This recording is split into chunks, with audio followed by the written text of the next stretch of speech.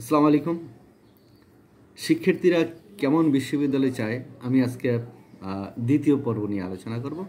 এই দ্বিতীয় পর্বে যিনি কথা বলছেন কিংবা যাকে নিয়ে কথা বলছি তার নাম আলী হাসান মর্তুজা। তিনি শিক্ষার্থী, আইন ও বিচার বিভাগ, জাহাঙ্গীরনগর বিশ্ববিদ্যালয়। জাহাঙ্গীরনগর বিশ্ববিদ্যালয়ের আইন ও বিচার বিভাগের শিক্ষার্থী আলী হাসান মর্তুজা। তিনিও এই আমাদের সময়ের ক্যাম্পাস যিনি পত্রিকার যিনি সম্পাদক কিংবা যিনি এই রিপোর্টটি করেছেন নোমান বিন হারুন, তার কাছে তুলে ধরেছেন যে আমরা ক্যাম্পাস থেকে গণরুম বিলুপ্ত করতে হবে।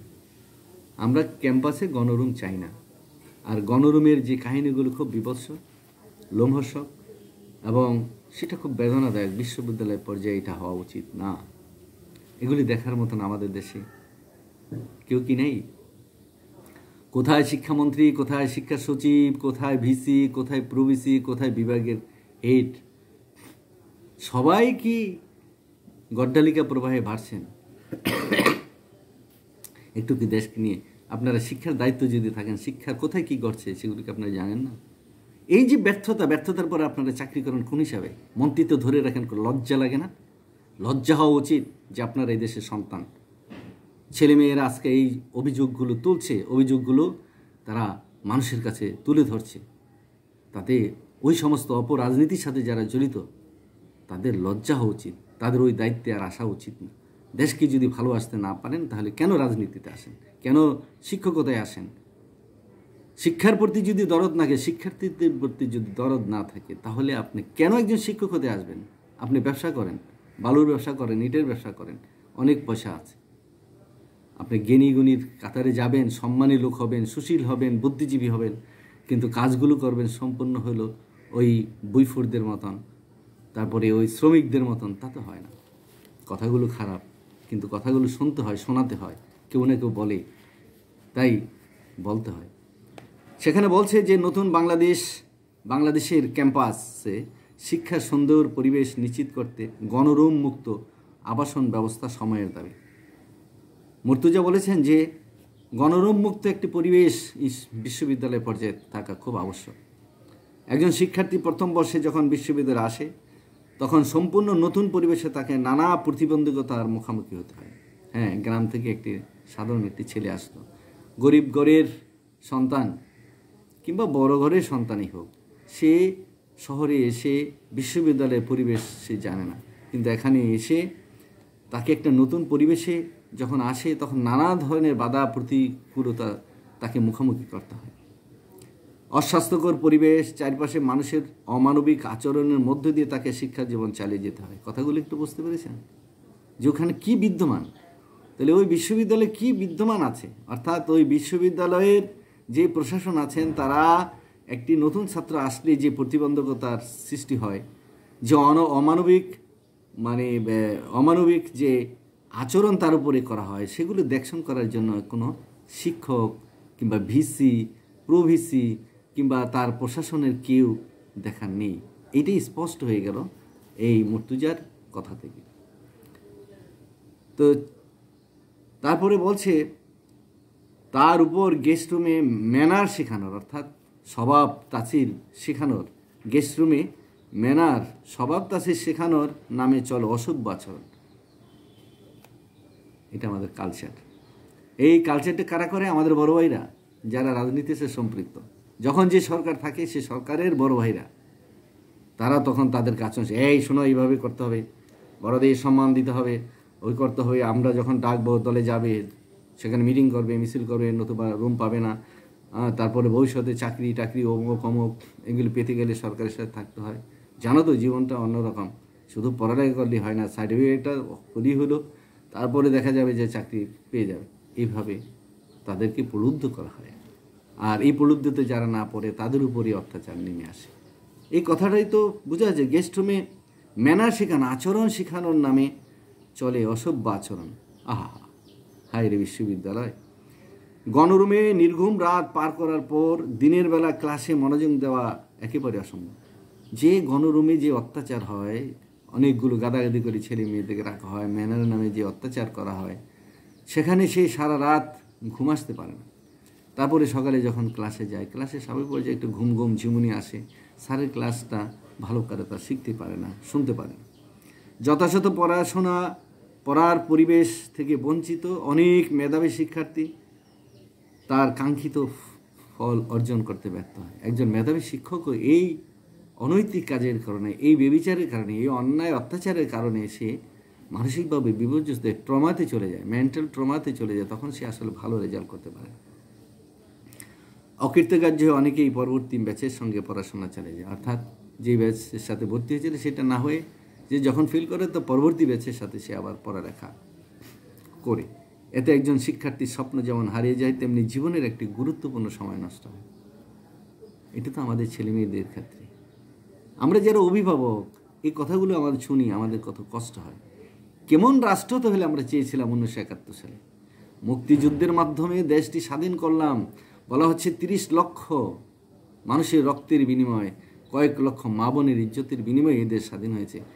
এই কি তার নমুনা? এই কি আমরা 53 বছরে আমাদের আগামী দিনের সন্তান যারা, তাদের উপর এরকম বীভৎস অত্যাচার, মানসিক অত্যাচার, মেন্টাল টর্চার সেটা হয়? সেটা প্রশাসন নীরব থাকে, ইউনিভার্সিটি প্রশাসন নীরব থাকে, রাষ্ট্র নীরব থাকে, সরকারি শিক্ষামন্ত্রী নীরব থাকে, সরকারের সচিবরা থাকে, ইউজিসি তারা নীরব থাকেন। তারা কিগুলি জানেন না? পত্রিকা পড়েন না? পত্রিকাতে যায়। এরকম যদি আগামীতে কোনো কিছু হয় তাহলে মনে হয় যে ছাত্র নেতাদের অভিযুক্ত না করে ওই মন্ত্রী, এমপি কিংবা ওই ভিসি, প্রভিসি, শিক্ষক, ইউজিসি কিংবা এর সাথে সংশ্লিষ্ট যারা আছে তাদের বিচার হওয়া উচিত। তাহলে এই দেশটা সুন্দর হবে। ওই গণরুমে অবস্থান করার কারণে অনেকেই শারীরিক মানসিকভাবে রোগাক্রান্ত হন। স্বাভাবিক। এই যে মেন্টাল ট্রমা, শারীরিক মানসিকভাবে যে আক্রান্ত হয়। মনের সুখটা বড় সুখ। ওই যে বলে না, একবেলা না খেয়েও তো সুখে থাকা যায়। আবার দেখা যায় যে 3 বেলা পোলাও কুরমা খাচ্ছে, মনে সুখ নেই।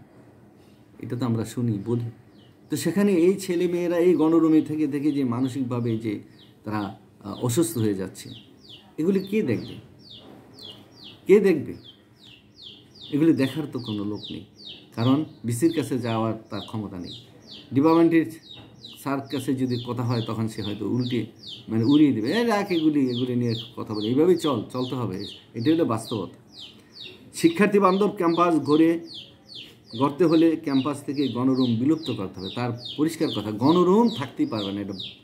এবং এখন বিশ্ববিদ্যালয়গুলোর ভাইস চ্যান্সেলরের দায়িত্ব এই গণরুম বিলুপ্ত করে দেওয়া, বাতিল করে দেওয়া। শিক্ষকদের মনিটরিংয়ের আওতায় নিয়ে আসতে হবে। একজন ছাত্র সে আজকে কতটুকু সচেতন, কতটুকু কষ্ট ভোগ করছে, সে বলছে যে শিক্ষকদের মনিটরিং করার জন্য একটা মনিটরিংয়ের আওতায় তাদেরকে নিয়ে আসতে হবে। অর্থাৎ শিক্ষকরা যে সত্যিকারের দায়িত্ব পালন করেন না, তারই এই প্রমাণ এই বক্তব্যে এসছে। তাই আপনাদের সবার কাছে অনুরোধ, বিশ্ববিদ্যালয়কে বিশ্ববিদ্যালয় পর্যায়ে রাখেন। আমাদের বিশ্ববিদ্যালয়কে মানসম্পন্ন করেন, আন্তর্জাতিক মানসম্পন্ন করার চেষ্টা করেন। আপনারা লেখাপড়া করেন, ছাত্রদেরকে মন প্রাণ ভরে দেন। আমরাও কিন্তু পৃথিবীর বিভিন্ন দেশের বড় বড় বিশ্ববিদ্যালয়গুলির ইতিহাস জানি, শিক্ষকদের ইতিহাস জানি, তারা কত জ্ঞানী গুণী। তো সেক্ষেত্রে আমাদের দেশে যাতে বিদেশিরা পড়তে আসে, এই দেশে যাতে বৈদেশিক মুদ্রা আসে, সেরকম এক বিশ্ববিদ্যালয় তৈরি করেন। আমাদের এই দেশে প্রচুর বিশ্ববিদ্যালয় গড়ে তোলার মতন সুযোগ আছে, ভালো ভালো। শুধু সার্টিফিকেট দেওয়ার জন্য অনেকগুলো বেসরকারি বিশ্ববিদ্যালয় রাজনৈতিকভাবে দেওয়া হয়েছে, এটি অন্যায় হয়েছে এবং এগুলি সব বাতিল করা উচিত। যেখানে দেখা যাচ্ছে যে সত্যিকার অর্থেই তারা সরকারের নিয়ম নীতি ছাত্রদেরকে প্রতিপালন করতে পারে না, ছাত্রদের ডিমান্ডকে পূরণ করতে, এই সমস্ত বিশ্ববিদ্যালয়কে বন্ধ করে দেওয়া উচিত।